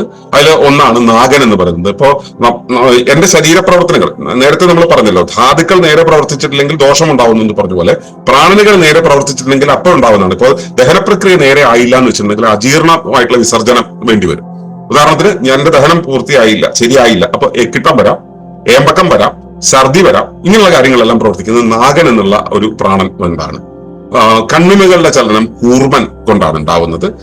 അതുപോലെ തന്നെ ശ്വാസവിസർജനം, ചുമ, തുമ്മൽ തുടങ്ങിയ കാര്യങ്ങളെല്ലാം തന്നെ നേരാവണ്ണം ശ്വസിക്കുകയാണെങ്കിൽ ഇതിന്റെ ആവശ്യമില്ലേ, നമ്മൾ പൊടിയോ പൊട്ടോ ശ്വസിക്കുമ്പോഴാണ് ഇതിൽ വരുന്നത്. അപ്പൊ അത് വരുന്നതാണ് കൃഗലൻ എന്ന് പറയുന്നത്. അതുപോലെ തന്നെ എനിക്ക് ഉറക്കം വരിക, ക്ഷീണം സംഭവിക്കുക, ഇങ്ങനെയുള്ള എല്ലാം എന്നെ സഹായിക്കുന്നത് ദേവദത്തനാണ്. അതിനുശേഷം ഞാൻ എന്റെ ശരീരകോശങ്ങളുടെ മെറ്റാബോളിക് ആക്ടിവിറ്റികൾ നടക്കുന്ന സമയത്ത് അത് അതിന്റെ ശരിയായ പ്രായം എത്തിക്കഴിഞ്ഞാൽ പിന്നെ അത് വിഘടിച്ചു പോകണം. അതുപോലെ തന്നെ ഞാനും എന്റെ പ്രായം എത്തിക്കഴിഞ്ഞാൽ ഞാൻ വിഘടിച്ചു പോകണം. ആ വിഘടന പ്രക്രിയ ഒരുമിച്ച് ചേർന്നതിനെ 2ആക്കി മാറ്റുന്ന പ്രക്രിയ. അമ്മയും കുഞ്ഞും അമ്മയുടെ ഉള്ളിൽ കുഞ്ഞുണ്ടായി കഴിഞ്ഞിട്ട് പൂർണ്ണ വളർച്ച എത്തിക്കഴിഞ്ഞാൽ പിന്നെ എന്തുണ്ടാവണം, കുഞ്ഞ് വെളിയിലേക്ക് പോകണം. അപ്പൊ ഈ വക കാര്യങ്ങൾ, ഈ സെപ്പറേറ്റ് ചെയ്യുന്ന വിഘടന പ്രക്രിയ എന്നുള്ള കാര്യങ്ങളെല്ലാം ചെയ്യുന്നത് ധനഞ്ജയൻ എന്നുള്ള പ്രാണനാണ്. അപ്പൊ ഇത്രയേറെ കാര്യങ്ങൾ നമ്മൾ മനസ്സിലാക്കി കഴിഞ്ഞു. ഇവയ്ക്കെല്ലാം തന്നെ 2 വശങ്ങളുണ്ട്. ഒന്ന് നൽവിനൈ, തീവിനൈ. വിനയ് എന്ന് വെച്ച് കഴിഞ്ഞാൽ നമ്മൾ എന്തെങ്കിലും ഒരു കാര്യം ചെയ്താൽ അത് നമുക്ക് വിനയായി എന്ന് പറയില്ലേ. അപ്പൊ നമ്മളൊരു കാര്യം ചെയ്തു, നല്ലൊരു കാര്യം ചെയ്തു, എനിക്ക് പറഞ്ഞിട്ടുള്ള ഒരു ധർമ്മമുണ്ട്. ആ ധർമ്മം നയിച്ച് മുൻപോട്ട് പോകുന്നതിനും അപ്പുറത്ത് ഞാൻ ചെന്നിട്ട് ഒരു എക്സ്ട്രാ നല്ല കാര്യം ചെയ്തു, അതെനിക്ക് പുണ്യമായി ഭവിച്ചു. ഈ പുണ്യത്തിന്റെ ഗുണം എത്രത്തോളം ഉണ്ടോ അതിനനുസരിച്ച് എന്റെ ജീവിതകാലം നീളും. ഞാനൊരു തെറ്റ് ചെയ്തു, ആ തെറ്റ് ചെയ്തതിന്റെ ആഘാതം എന്റെ ശരീരത്തിൽ ഉണ്ടായി. ഞാനിപ്പോ ഒരു തെറ്റായ ഭക്ഷണം കഴിച്ചു, അതിനനുസരിച്ച് എന്റെ ശരീരത്തിൽ ആഘാതം ഉണ്ടാവും. അതിന്റെ ബുദ്ധിമുട്ടുകൾ ഞാൻ അനുഭവിച്ചു തീർക്കേണ്ടി വരും. അപ്പൊ ഇതാണ് നൽവിനൈ തീവിനൈ എന്ന് പറയുന്നത്, നല്ല വിനകളും ചീത്ത വിനകളും എന്ന് പറയുന്നത്. ഇത് മാത്രമാണോ എന്ന് ചോദിച്ചാൽ അല്ല, ഇനിയും ഉണ്ട് ഒരുപാട്. പക്ഷെ ഇത്രയും കാര്യങ്ങൾ ഞാൻ പറഞ്ഞു വന്നപ്പോ ഇവിടെ എണ്ണം എടുത്തിട്ടുള്ളവർക്ക് മനസ്സിലായിട്ടുണ്ട്. ഇപ്പൊ 95 കാര്യങ്ങളായി. ഇനി ഇതെല്ലാം എവിടെയുള്ളത്? ഈ ശരീരത്തിലാണ്. ഈ ശരീരത്തില് ഇതെല്ലാം ഇങ്ങനെ നിൽക്കുമ്പോ നമ്മൾ ഈ സാധാരണ 96 തത്വങ്ങളെ കുറിച്ച് പഠിക്കുന്നവർക്കുള്ള ഒരു പൊതു പ്രശ്നം എന്താണെന്ന് വെച്ച് കഴിഞ്ഞാല് ഈ കാര്യങ്ങളെല്ലാം ഇങ്ങനെ ഉണ്ടെന്ന് മനസ്സിലാക്കുന്നു. എവിടെയാണ് മനസ്സിലാക്കുന്നത്? ഇപ്പൊ നിങ്ങളെല്ലാം എഴുതിയിട്ടതുപോലെ ലിസ്റ്റ് ചെയ്തിരുന്നു, ഇതൊക്കെയാണ് 96 തത്വങ്ങൾ എന്നുള്ളത്. ഇതവിടെ കിടക്കുകയുള്ളൂ. കാരണം നമ്മൾ ലിസ്റ്റ് ചെയ്തിട്ടുണ്ട്. നമുക്ക് സ്ഥിതി വിവരങ്ങളാണ് ആവശ്യം. സ്ഥിതി വിവരങ്ങൾ കിട്ടിക്കഴിഞ്ഞിട്ടുണ്ടെങ്കിൽ ആ സ്ഥിതി വിവരങ്ങൾ നമ്മൾ എഴുതി വെക്കുകയാണ് ചെയ്യുക. ഒരു ബ്ലൂ പ്രിന്റ് കിട്ടി, അല്ലെങ്കിൽ നമ്മളിപ്പോ കല്യാണ സദ്യ വീട്ടിൽ വെച്ച് നടത്തുന്നു. നമ്മൾ കാറ്ററിംഗ് അല്ല ഏൽപ്പിച്ചത്, നമ്മൾ വെപ്പുകാരനെ ഏൽപ്പിച്ചു. അയാളുടെ കയ്യിൽ അയാൾ ഒരു ലിസ്റ്റ് ഇട്ട് തരും. ഈ ലിസ്റ്റിലെ സാധനങ്ങളെല്ലാം നമ്മളിങ്ങനെ ലിസ്റ്റിൽ എഴുതി വെച്ചിട്ടുണ്ട് കാര്യമുണ്ടോ? ഇല്ല. ഇനി അഥവാ ലിസ്റ്റിലെ സാധനങ്ങളെല്ലാം നമ്മളൊരു പലചരക്കടയിൽ ഏൽപ്പിച്ചിട്ട് അവരെല്ലാം വീട്ടിൽ കൊണ്ടുവച്ചിട്ട് കാര്യമുണ്ടോ? ഇല്ല. ഇതിനെ ഏകോപിപ്പിക്കണമെങ്കിൽ അതെങ്ങനെ ഏകോപിപ്പിക്കണമെന്ന് അറിയുന്ന ഒരാൾ വേണം. ആ ഒരറിവ് ഇവിടെ നമ്മുടെ ശരീരത്തെ കുറിച്ചാണ് നമ്മൾ പറഞ്ഞത്. ഈ ശരീരത്തെ ഉണ്ടാക്കിയത് ആരാണ്? അപ്പനമ്മയാണെന്ന് പറയാനൊക്കെ ഒരു വളരെ ബേസിക് ആയിട്ടുള്ള ഉത്തരവാണ്. അപ്പനമ്മയല്ല, നമ്മുടെ ശരീരത്തെ ഉണ്ടാക്കിയത് ജീവനാണ്. ജീവൻ എന്നുള്ള പദത്തിന്റെ അർത്ഥം തന്നെ സ്വയം സംഘാടകത്വം എന്നാണ്. സ്വയം സംഘടിക്കാനുള്ള ശരീരത്തിന്റെ ഒരു വ്യവസ്ഥയുടെ ശേഷിയാണ് ജീവൻ എന്ന് പറയുന്നത്. അപ്പൊ ആ ജീവൻ എന്ന് പറയുന്ന ഒരവസ്ഥ, ആ അവസ്ഥയാണ് ആ ഒരു പ്രൈമറി സെല്ലായിട്ടുള്ള അതിന്റെ പ്രാഗ്രൂപമായിട്ടുള്ള സൈഗോട്ടിൽ നിന്നും അതിന്റെ പരിസ്ഥിതിയിൽ നിന്നും വേണ്ടുന്ന ഘടകങ്ങളെല്ലാം സ്വീകരിച്ച് ഈ വിധം വളർത്തി വലുതാക്കി അമ്മയുടെ വെളിയിൽ വന്ന് പിന്നെ അവിടെ നിന്നും പരിസരത്ത് നിന്ന് വേണ്ടതെല്ലാം സ്വീകരിച്ച് നല്ലതും ചീത്തയും സ്വീകരിച്ച് നല്ല വികാരങ്ങളും ചീത്ത വികാരങ്ങളും സ്വീകരിച്ച് നല്ല അറിവുകളും ചീത്ത അറിവുകളും സ്വീകരിച്ച് നല്ല ശീലങ്ങളും ചീത്ത അറിവുകളും സ്വീകരിച്ച് ഇന്നത്തെ ഈ വ്യക്തിത്വം, നിങ്ങൾ എന്നുള്ള വ്യക്തിത്വമായി തീർന്നിരിക്കുന്നത് ഇതുവരെ എത്തിച്ചിട്ടുള്ളത് ആ ജീവൻ തന്നെയാണ്. ആ ജീവന് നിങ്ങളുടെ ശരീരം വേറെ, അതിന്റെ ഉത്തരവാദിത്തങ്ങൾ വേറെ, അതിന്റെ താല്പര്യങ്ങൾ വേറെ, അതിന്റെ ബാധ്യതകൾ വേറെ, ആഗ്രഹങ്ങൾ വേറെ, അതിന്റെ അവസ്ഥകൾ വേറെ, അതിന്റെ തലങ്ങൾ വേറെ, അതിന്റെ ലെയറുകൾ വേറെ എന്നുള്ള എല്ലാം വെവ്വേറെയാണ് മനസ്സിലാക്കുന്നതെങ്കിൽ, ആ ജീവന് ഇതെല്ലാം വെവ്വേറെയായിട്ടാണ് മനസ്സിലാകുന്നതെങ്കിൽ ഈ ശരീരമായിട്ട് നിൽക്കില്ല. അത് അപ്പൊ തന്നെ ജീർണിച്ചു പോകും. കാരണം ഇതെല്ലാം കൂടെ ചേർന്നതാണ് ജീവൻ. ഒരു വീട് കെട്ടുമ്പോ ആ വീടിലെ കാര്യങ്ങളെല്ലാം കൂടെ ഒത്തുചേർത്ത് ഒരുമിച്ച് നിർത്താൻ ആ വീട് കെട്ടുന്ന ആൾക്ക്, അതിനുശേഷം വീട് കെട്ടിക്കഴിഞ്ഞാൽ ആ വീട്ടിന്റെ ഉടമയ്ക്ക് ബോധ്യമുണ്ടെങ്കിൽ മാത്രമേ വീടായിട്ട് നിൽക്കുള്ളൂ. ഇപ്പൊ ഒരു 5 സ്റ്റാർ ഹോട്ടലിൽ പോയി എന്നിരിക്കട്ടെ, അവിടെ ഹൗസ് മാനേജർ എന്നുള്ള അല്ലെങ്കിൽ ഹൗസ് കീപ്പിംഗ് എന്നൊരു ഡിപ്പാർട്ട്മെന്റ് തന്നെ ഉണ്ടാവും. എല്ലാ ഭാഗങ്ങളും അടിച്ചു തുടച്ച് വൃത്തിയാക്കി, എല്ലാ ഭാഗങ്ങളും ചന്തമാക്കി സൂക്ഷിച്ച്, വൃത്തിയായി സൂക്ഷിച്ച്, കേടുപാടുകളില്ലാതെ സൂക്ഷിച്ച് മെയിൻറ്റെയിൻ ചെയ്തു പോകുന്ന ഒരു സംവിധാനം ഉണ്ടാവും. അതാണ് ഹൗസ് കീപ്പിംഗ് എന്ന് പറയാം. നല്ല അമ്മമാരുള്ള വീട്ടില്, അപ്പന്മാര്, നല്ല അപ്പന്മാരും അതിന്റെ കൂടെ കൂടുന്നവരുണ്ട്. ഇപ്പൊ ആധുനിക അപ്പന്മാരിൽ പലരൊന്നും ശ്രദ്ധിക്കാറില്ല. നല്ല അപ്പന്മാരല്ല, നല്ല നല്ല വീട്ടുകാരുള്ള വീട്ടില് വീടിന്റെ എല്ലാ ഭാഗവും അടിച്ചു തുടച്ച് വൃത്തിയാക്കി വീട് നല്ല ചന്തമാക്കി സൂക്ഷിക്കും. ചന്തം എന്ന് പറയുന്നത് കാഴ്ചയിലുള്ള സൗന്ദര്യമല്ല, അത് ഹൈജീനിക് ആയിരിക്കും, അത് സ്ട്രക്ചറലി പെർഫെക്റ്റ് ആയിരിക്കും, അതിൽ അനാവശ്യമായിട്ടുള്ള സാധനങ്ങൾ ഉണ്ടാവില്ല, അവയുടെ ഓർഡർ തെറ്റിയിട്ടുണ്ടാവില്ല. അതിനകത്ത് ഒരാൾ ചെല്ലുമ്പോൾ തന്നെ അതിനകത്ത് അസുഖം വാഴാൻ നമുക്ക് കഴിയും. അപ്പൊ ഇത് ആ വീട്ടുകാരന്റെ ബോധമാണ്, അവന്റെ ഒരു അറിവാണ്. ഇതിങ്ങനെയൊക്കെയാണെന്ന്, ഇതെല്ലാം ഇൻ പ്ലേസ് ആയിരിക്കണം. കടുക് കടുകിന്റെ സ്ഥാനത്തിരിക്കണം, കാറ് കാറിന്റെ സ്ഥാനത്തിരിക്കണം, ഷൂവിന്റെ സ്ഥാനത്തിരിക്കണം, ഗിറ്റാറിന്റെ സ്ഥാനത്തിരിക്കണം, അടുപ്പിന്റെ സ്ഥാനത്തിരിക്കണം, ഞാൻ എന്റെ സ്ഥാനത്തിരിക്കണം, എന്റെ വീട്ടിലെ വ്യക്തികളെല്ലാം അതാത് സ്ഥാനങ്ങളിലായിരിക്കണം, അവരെല്ലാം അതാത് പ്രവർത്തനങ്ങൾ ചെയ്യണം, അവരെല്ലാം ഇന്ന ദൗത്യങ്ങൾ ഏറ്റെടുക്കണം എന്ന് വീട്ടിലുള്ളവരുടെ ആ വീടെന്നുള്ള, കുടുംബം എന്നുള്ള ആ ഒരു ആശയത്തിന് ബോധമുണ്ടാകുമ്പോഴാണ്, കുടുംബത്തിലെ ഒരു വ്യക്തിക്കല്ല, കുടുംബനാഥനല്ല, കുടുംബനാഥിക്കല്ല, കുടുംബത്തിൽ എല്ലാവർക്കും കൂടെയുള്ള ആ ഒരു സമഗ്ര ബോധമുണ്ടല്ലോ, ആ സമഗ്ര ബോധ്യത്തിന്, കുടുംബം എന്നുള്ള ബോധത്തിന് അതുണ്ടായിരിക്കണം. എങ്കിലേ കുടുംബം കുടുംബമായി മുൻപോട്ട് പോകുള്ളൂ, ഒരു വീട് വീടായി മുൻപോട്ട് പോവുകയുള്ളൂ. വീട് അടിച്ചു തുടച്ച് വെച്ചത് കൊണ്ട് മാത്രം വീട്ടിൽ സമാധാനം ഉണ്ടാവില്ല. എല്ലാ കാര്യങ്ങളും ചേർത്ത് ഇണക്കാൻ അതിനകത്തൊരു ബോധം ഉണ്ടായിരിക്കണം. അതുപോലെ നമ്മുടെ ജീവന്റെ പ്രാഗ്രൂപമായിട്ടുള്ള അഹങ്കാരത്തിന്, അഹങ്കാരം എന്ന് വെച്ച് കഴിഞ്ഞാൽ ഞാൻ എന്നുള്ള ഭാവമല്ല കേട്ടോ. ഒരു ജീവൻ ഉണ്ടാകുന്നതിന് മുമ്പ് ആദ്യം ഉണ്ടാകുന്ന അഹമാണ്. ആ അഹം എന്നുള്ള ആ ഒരു സംഭവത്തിന്റെ മുകളിലാണ് നമ്മുടെ വെച്ചുകെട്ടലുകളെല്ലാം. ഞാൻ ഇന്നതാണ്, ഞാൻ സന്തോഷാണ്, ഞാൻ ഇന്ന സ്ഥാപനത്തിലുള്ളതാണ്, ഞാൻ ഇന്ന ആളുടെ മകനാണ്, ഞാൻ ഇന്ന കുടുംബത്തിൽ പിറന്നാണ്, ഇന്ന അഭിമാനമുള്ള ഒരാളാണ് എന്ന രീതിയിൽ എന്റെ മുകളിൽ വരുന്ന ആ ആണവമലം എന്ന് പറയുന്ന ഒരവസ്ഥ എന്റെ ഉള്ളിൽ ഉണ്ടാകുന്ന സമയത്ത്, ഈ ആണവമലത്തിന്റെ അകത്ത് ഇവയെല്ലാം കൂടെ ചേർന്നതാണ് ഞാൻ എന്ന ബോധം ശരീരത്തിനുണ്ടാകുമ്പോഴാണ് എന്റെ ശരീരത്തിന് ശരീരമായി നിൽക്കാൻ കഴിയുക. ഞാൻ കിട്ടുന്ന സാധനങ്ങളൊക്കെ തിന്നുന്നു, എന്റെ ശരീരത്തിന് വേണ്ടത് എന്തെന്നോ വേണ്ടാത്തത് എന്തെന്നോ എനിക്കറിയില്ല. എന്റെ ചെറിയ ഇഷ്ടങ്ങൾക്ക്, അഷ്ടരാഗങ്ങൾക്ക് വഴിപ്പെട്ടിട്ട് ഞാൻ എന്റെ നാക്കിന്റെ വഴി മാത്രം അങ്ങ് പോകുന്നു. സ്വാഭാവികമായിട്ടും എന്റെ ശരീരത്തിൽ അസിഡിറ്റി കൂടും. ഞാൻ ആവശ്യത്തിന് വിശ്രമിക്കില്ല, അസിഡിറ്റി കൂടി എന്റെ ശരീരത്തിലെ എല്ലിൽ നിന്നും പല്ലിൽ നിന്നും വേണ്ടതൊക്കെ എടുത്തിട്ട് ശരീരം അതിനെ കോമ്പൻസേറ്റ് ചെയ്യാൻ നോക്കും. ശരീരത്തിന് ഇതറിയാം, പക്ഷെ നമ്മുടെ ജീവിതത്തിന് അതറിയില്ല. അതുകൊണ്ട് നമ്മൾ തോന്നുന്ന പോലെ ജീവിച്ചു കഴിഞ്ഞാൽ എവിടെ ഇംബാലൻസ് വരും.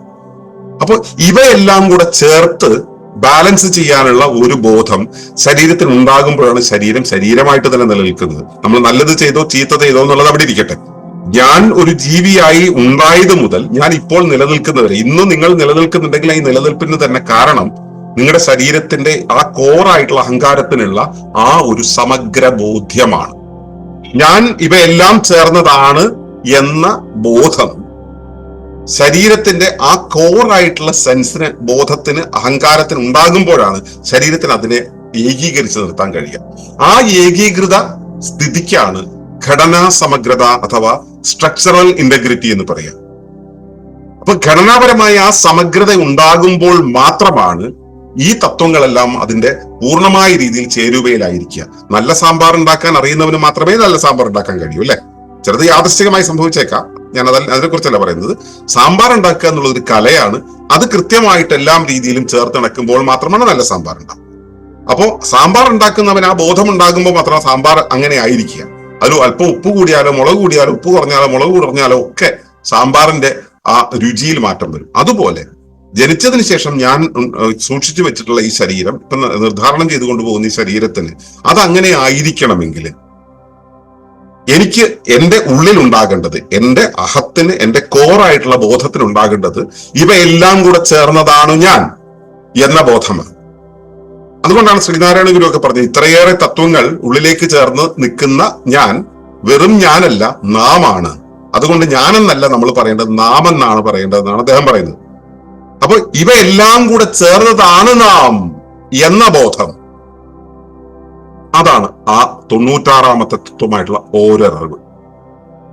ആ ഒരറിവ്, ഇവയെല്ലാം ചേർന്നതാണ് ഞാൻ, ഇവയെല്ലാം ചേർന്നിരിക്കണം ഞാനായിരിക്കാൻ, ഇവയിൽ അപാകങ്ങൾ ഉണ്ടാകാതെ ബാലൻസ്ഡ് ആയിട്ട് സൂക്ഷിക്കണം എന്ന ബോധം എനിക്കുണ്ടാവണം.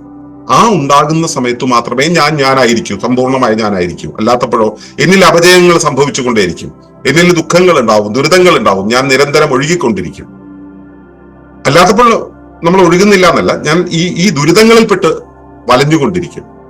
ദുരിതങ്ങൾ സ്ഥിരമാകുമ്പോഴോ എന്റെ ശരീരത്തിന് താങ്ങാവുന്നതിനും അപ്പുറത്തേക്കാകുമ്പോൾ ഞാൻ ഇല്ലാതെയാവും. ഇല്ലാതായി കഴിഞ്ഞിട്ടുണ്ടെങ്കിൽ എന്റെ ജീവന്റെ ധർമ്മം പൂർണ്ണമാവുന്നുണ്ടോ? ഇല്ല. അപ്പൊ വീണ്ടും പരിസ്ഥിതിയിലേക്ക് ചെന്ന് പരിസ്ഥിതിയിൽ ഇളക്കങ്ങൾ ഉണ്ടാക്കും. പിന്നീട് അതിന്റെ തുടർവിനെയാണ് നമ്മുടെ പഴയ ആചാര്യന്മാര് പൂർവ്വജന്മം അല്ലെങ്കിൽ പുനർജന്മം എന്നൊക്കെ പറഞ്ഞത്. നമ്മൾ അതിന് പുനർജന്മത്തിലേക്കൊന്നും പോകുന്നില്ല. ജീവന്റെ ആ ഒരു പ്രവർത്തന സംവിധാനത്തിന് താളപ്പിഴകൾ ഉണ്ടാകുമെന്ന് മാത്രം മനസ്സിലാക്കുക. അപ്പോ നമ്മൾ ഇപ്പൊ നിലനിൽക്കുന്ന ജീവിതത്തിൽ ഇതെല്ലാം ശരിയാം വിധം പോകണമെങ്കിൽ ശരീരം ബാലൻസ്ഡ് ആയിട്ട് പോകണം. അത് ശരീരത്തിന് ആരോഗ്യമുണ്ടാകണം, മനസ്സിന് ആരോഗ്യമുണ്ടാകണം, ജീവൻ ആരോഗ്യമുണ്ടാകണം, അറിവിന് ആരോഗ്യമുണ്ടാകണം, നമ്മുടെ ചൈതന്യ പ്രവാഹത്തിന് ആരോഗ്യമുണ്ടാകണം. അതെല്ലാം അതിൻ്റെതായ സ്ഥലങ്ങളിൽ, കാലങ്ങളിൽ, രൂപങ്ങളിൽ, ഭവങ്ങളിൽ പെർഫെക്റ്റ് ആകുന്ന സമയത്ത് മാത്രമേ ഇതെല്ലാം ശരിയാം വിധം പ്രവർത്തിക്കുകയുള്ളൂ. അപ്പോ അത് ശരിയായി പ്രവർത്തിക്കണമെന്നുള്ള ബോധം, അതാണ് ആ ഓരറിവ് എന്ന് പറയുന്നത്. ഇനിയാണ് ഏതൊരറിവ് അറിഞ്ഞാൽ അല്ലെങ്കിൽ യാതൊരറിവ് നേടിയാൽ എല്ലാം അറിയുമോ, ആ അറിവാണ് നാം നേടേണ്ടത് എന്ന ആ ഒരു പ്രയോഗത്തിന്റെ അർത്ഥം കൊണ്ടൊന്ന് മനസ്സിലാക്കുക.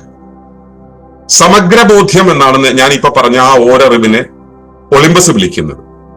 സമഗ്രബോധ്യം, പ്രപഞ്ചം മുഴുവൻ ഏകസത്തയാണെന്നുള്ള, ഇവയെല്ലാം കൂടുകൾക്ക് ഇങ്ങനെ വിന്യസിച്ചിട്ടുള്ളതാണെന്നും ഇവയെല്ലാം തമ്മിൽ ക്രമമായ രീതിയിൽ ഒരു നിർദ്ധാരണത്തിലൂടെ ഇവയെല്ലാം ചേർത്ത് വെച്ചിരിക്കുകയാണെന്നുള്ള ബോധ്യം, ആ ബോധ്യത്തിലായിരിക്കുമ്പോൾ എന്റെ ശരീരത്തിൽ എങ്ങനെയാണോ പ്രവർത്തിക്കുന്നത്, എന്റെ ശരീരത്തിലെ ഈ ജീവൽ തത്വങ്ങളെല്ലാം എങ്ങനെയാണോ പ്രവർത്തിക്കുന്നത്, ഇതുപോലെ തന്നെയാണ് ഭൂമി എന്ന ജീവിയിലും ഇത് പ്രവർത്തിക്കുന്നതെന്ന് ഞാൻ മനസ്സിലാക്കേണ്ടതുണ്ട്.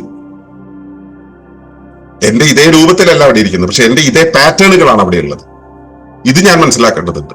ഇത് തന്നെയാണ് എന്റെ ഒരു ജീവകോശത്തിലും പ്രവർത്തിക്കുന്നത്. ഇതേ പാറ്റേൺ, ഈ 96 തത്വങ്ങളും അവയുടേതായിട്ടുള്ള ചെറിയ അളവിൽ കോശങ്ങളിൽ പ്രവർത്തിക്കുന്നു. അതിനെയാണ് ഫ്രാക്ടൽ എന്ന് പറയുക, സൂക്ഷ്മ മാതൃക എന്ന് പറയുന്നത്. ക്വാണ്ടം ഭൗതികത്തിന്റെ പഠനത്തിലൂടെ പോകുമ്പോൾ നിങ്ങൾ ഫ്രാക്ടൽ തിയറിയെ കുറിച്ച് പഠിക്കുന്നുണ്ട്. അത് ഇതിനെക്കുറിച്ചാണ് പറയുന്നത്. അപ്പോ ഉപരിവ്യവസ്ഥയിൽ അല്ലെങ്കിൽ നമ്മൾ വലിയൊരു വ്യവസ്ഥയിൽ എന്താണോ ഉള്ളത് അത് തന്നെയാണ് എങ്ങനെയാണോ മാക്രോകോസം അതുപോലെയാണ് മൈക്രോകോസം എന്നാണ് പറയുന്നത്. അപ്പൊ എങ്ങനെയാണോ പ്രാപഞ്ചിക അവസ്ഥ അതുപോലെ തന്നെയാണ് ഭൂമിയിൽ ഉള്ളത്. ഭൂമി എന്ന ജീവിയിൽ എങ്ങനെയാണുള്ളത് അതുപോലെ തന്നെയാണ് എന്റെ ശരീരത്തിലും ഉള്ളത്.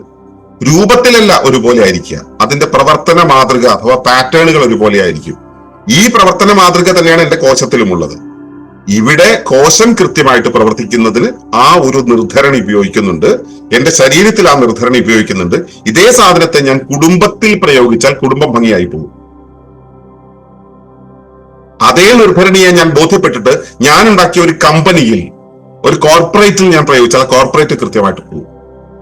ഞാൻ ഇതേ നിർദ്ധരണിയെ എടുത്തിട്ട് ഒരു യന്ത്രത്തിൽ, ഞാനൊരു പുതിയ യന്ത്രം ഉണ്ടാക്കി, യന്ത്രത്തിൽ പ്രയോഗിച്ചാൽ യന്ത്രം കൃത്യമായിട്ട് പോകും. ഞാനൊരു ആശയ സംഹിത ഉണ്ടാക്കിയിട്ട് ആ ആശയ സംഹിതയിൽ ഇത് പ്രയോഗിച്ചാൽ അത് കൃത്യമായിട്ട് പോകും. അതുകൊണ്ടാണ് ഒളിമ്പസ് പഠിക്കാൻ വരുന്ന തുറന്ന അന്വേഷികൾക്ക് പിന്നെ ഇത് വിട്ടുപോകാൻ പറ്റാത്തത്. കാരണം ഇവിടെ ആ രൂപത്തിലാണ് ഇത് നിൽക്കുന്നത്. അപ്പോ നമുക്ക് മനസ്സിലാകേണ്ടത് ജീവന്റെ ഈ അടിസ്ഥാന നിർദ്ധരണി അഥവാ ആൽഗരിതത്തെയാണ്. ആ ഒന്നിനെ മനസ്സിലാക്കിയാൽ നമുക്ക് എല്ലാത്തിനെയും, പ്രപഞ്ചം എങ്ങനെയാണ് പ്രവർത്തിക്കുക, ശരീരം എങ്ങനെയാണ് പ്രവർത്തിക്കുക എന്നുള്ളത് മനസ്സിലാവും. ആ സമയത്ത് നമുക്ക് ഡൊണാൾഡ് ട്രംപ് കഴിഞ്ഞ മാസം എവിടെയായിരുന്നു, അയാൾ എടുത്ത തീരുമാനം എന്തായിരുന്നു എന്നുള്ളൊരു ചോദ്യം നമുക്കറിയില്ല. കാരണം സ്ഥിതി വിവരമാണ്. അതിനെയല്ല നമ്മൾ അറിവെന്ന് പറയുന്നത്. അറിവെന്ന് പറയുന്നത് ഈ പ്രപഞ്ച സംവിധാനം, ജീവിത സംവിധാനം, എന്റെ ബൗദ്ധിക സംവിധാനം, എന്റെ കുടുംബത്തിന്റെ സംവിധാനം, ഞാൻ ജീവിക്കുന്ന ലോകത്തിന്റെ പരിസ്ഥിതിയുടെ സംവിധാനം എങ്ങനെയാണ് പ്രവർത്തിക്കുക എന്ന അറിവാണ്. അപ്പോ എന്റെ ജീവനെ ഞാൻ മനസ്സിലാക്കിയാൽ, എന്റെ കോശത്തിന്റെ ജീവനെ ഞാൻ മനസ്സിലാക്കിയാൽ, എന്റെ ജീവിതത്തിന്റെ ജീവനെ ഞാൻ മനസ്സിലാക്കിയാൽ, ആ ജീവനാണ് സർവ വ്യവസ്ഥകളിലുമുള്ള ജീവൻ. ആ വ്യവസ്ഥകൾക്കെല്ലാം തന്നെ എന്റെ അതേ പ്രവർത്തന മാതൃകയാണ് ഉണ്ടാവുക. എവിടെ അപാകങ്ങൾ ഉണ്ടാവുമ്പോഴും അത് ആ അപാകങ്ങളെ തുലനീകരിക്കാൻ വേണ്ടി, സമീകരിക്കാൻ വേണ്ടി ഒഴുകിക്കൊണ്ടിരിക്കും. ഒരു ഉയർന്ന ടാങ്കിൽ നിന്നും വെള്ളം ഒഴുക്കി വിട്ടാൽ അത് താഴ്ന്ന ഇടത്തെത്തിയിട്ട് അത് പൂർണ്ണ പരപ്പിലെത്തുന്നത് വരെ ഒഴുകും. പൂർണ്ണ പരപ്പിലെത്തിയാൽ അവിടെ നിൽക്കും. അതുപോലെ എല്ലാ വ്യവസ്ഥയും അതിന്റെ ഇംബാലൻസിൽ നിന്നും ബാലൻസിലേക്ക് പോകാൻ, അതിന്റെ അസംതൃപ്തിയിൽ നിന്നും സംതൃപ്തിയിലേക്ക് പോകാൻ ഒഴുകിക്കൊണ്ടിരിക്കുന്നു എന്ന കാര്യം എന്റെ ശരീരത്തിൽ എങ്ങനെയാണോ പ്രവർത്തിക്കുന്നത് അതുപോലെയാണ് അത് പ്രവർത്തിക്കുന്നത് എന്ന ബോധ്യം യാതൊരുവനുണ്ടോ അവൻ എല്ലാം അറിയും. അതാണ് ആ ഓരറിവ് എന്ന് പറയുന്നത്. 96 തത്വങ്ങളെയും പഠിച്ച് ലിസ്റ്റ് ചെയ്ത് വെച്ചിട്ട് യാതൊരു കാര്യമില്ല. ഇപ്പോ ഞാൻ എന്റെ ശരീരത്തിനകത്ത് ഇവയെല്ലാം ഇങ്ങനെ പ്രവർത്തിക്കുന്നു എന്ന് എന്റെ ശരീരത്തിന് മനസ്സിലായി. എനിക്ക് മനസ്സിലായില്ലെങ്കിലോ? എന്റെ ശരീരത്തിന്റെ ബോധത്തിന് മനസ്സിലായി, എനിക്ക് മനസ്സിലായില്ല. ഞാൻ തോന്നുന്ന പോലെ ഭക്ഷണം കഴിച്ചു, തോന്നുന്ന പോലെ ജീവിച്ചു, തോന്നുന്ന പോലെ കാര്യങ്ങളെല്ലാം ചെയ്തു വന്നു കഴിഞ്ഞാൽ എന്റെ ജീവിതം താറുമാറലാവും.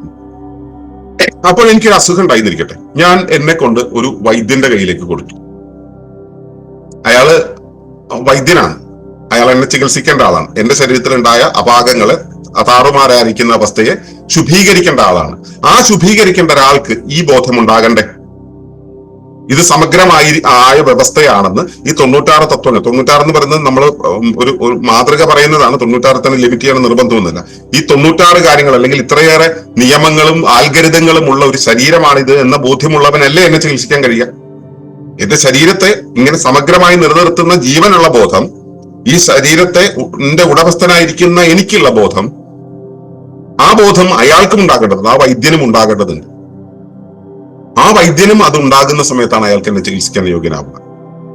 ഈ ബോധം ഒരു രാഷ്ട്രതന്ത്രജ്ഞന് ഉണ്ടാകേണ്ടതുണ്ട്. അപ്പോഴാണ് ആ നാട് നന്നായിരിക്കുക. ഇതൊരു നാഥന് കുടുംബ വ്യവസ്ഥയെ നിയന്ത്രിക്കുന്ന ഒരാൾക്ക് ഉണ്ടായിരിക്കണം. അവിടെയാണ് കുടുംബം നന്നായിരിക്കുക. ഇത് ഒരു നല്ല മാനേജർക്ക് ഉണ്ടായിരിക്കണം അവിടെ, അല്ലെങ്കിൽ നല്ലൊരു സിഇഒയ്ക്ക് ഉണ്ടായിരിക്കണം. അവിടെയാണ് ആ കമ്പനി നന്നായിരിക്കുക. ഇത് ഒരു കർഷകൻ ഉണ്ടായിരിക്കണം. അവിടെയാണ് കാർഷിക സംവിധാനം നന്നായിരിക്കുക. നിങ്ങൾ ഏത് വ്യവസ്ഥ എടുത്തു കഴിഞ്ഞാലും ഈ 96 തത്വങ്ങളുണ്ട്. ഈ 96 തത്വങ്ങളുടെയും 96ാമത്തെ തത്വം സമഗ്രമായിട്ടുള്ള ആ ഒരവസ്ഥ, ഇവയെല്ലാം ചേർന്നിരിക്കുന്നതാണ് ഒരു ജൈവ വ്യവസ്ഥ എന്ന ബോധ്യം ഉള്ളവർക്ക് ഇവയെല്ലാം ഭംഗിയായി കൊണ്ടുപോകാൻ കഴിയും. ഈ അവസ്ഥയെ മനസ്സിലാകാതെ പാഠപുസ്തകങ്ങളിലൂടെ നമ്മൾ ഇതിന്റെ ടെക്നോളജികൾ പഠിച്ചുണ്ടാക്കുന്നവർക്ക് ഇത് മനസ്സിലാവില്ല, ഈ സമഗ്രത മനസ്സിലാവില്ല. ആ സമഗ്രത മനസ്സിലാകാത്തപ്പോ അവരെല്ലാം തന്നെ സാങ്കേതികമായിട്ട് കാര്യങ്ങൾ ചെയ്യും.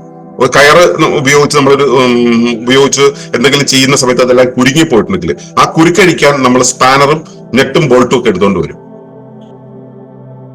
ജീവിത നിർദ്ധരണിയിൽ ഉണ്ടായിട്ടുള്ള അപാകങ്ങളെ ശരിയാക്കണമെങ്കിൽ അതിന് ഈ സാങ്കേതിക ഉപകരണങ്ങൾ മതിയാവില്ല. അതിന് ആ കുരുക്കിന്റെ നിയമങ്ങൾ അറിയണം. കുരുങ്ങുന്നതിന്റെ സാധ്യതകൾ എത്രത്തോളം, അതിന്റെ പ്രോബബിലിറ്റി എന്താണെന്ന് അറിയണം. അതറിയാൻ ഉള്ള ഒരു തുറവി സമഗ്ര ബോധ്യമുള്ളവർക്ക് മാത്രമേ ഉണ്ടാവുകയുള്ളൂ.